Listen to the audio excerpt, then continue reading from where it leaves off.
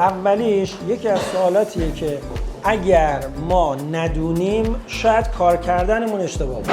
اولین کاری که باید بکنید اینه توان فروشتون رو با توجه به محصولاتی که دارید باید در بیارید. من مجموعه هایی رو که جنسی که داره، امکاناتی که داره و مشتریایی که رفت آمد میکنند رو بررسی بکنی، میبینید در ما اندازه کارمند حقوقش هم نمیتونه بفروشه، سود در میاد. اول توان ما چقدره؟ دوما حالا متوجه شدم که من اگر فول ظرفیت اینجا کار کنم مثلا میتونم 2 میلیارد درآمد داشته باشم. از این 2 میلیارد تومان توی مثلا صنعت رستوران میتونم 30% هم سود خالص داشته باشم. توان این که فول ظرفیت چقدر سود بکنیم و باید به دست بیاریم. من برای خیلی از مجموعه‌ای که دارم مشاوره میدم حساب میکنم، میبینم اینا آخر ماه فول ظرفیت کار کنن هیچی بهشون نمیرسه. پس اولین گزینه اینه که ما اصلا خودمون تازه بازاریابی رو ول کنیم. الان فعلا بازاریابی کار خودمون اگه فول ظرفیت کار کنیم با تمام توانمون آیا میشه؟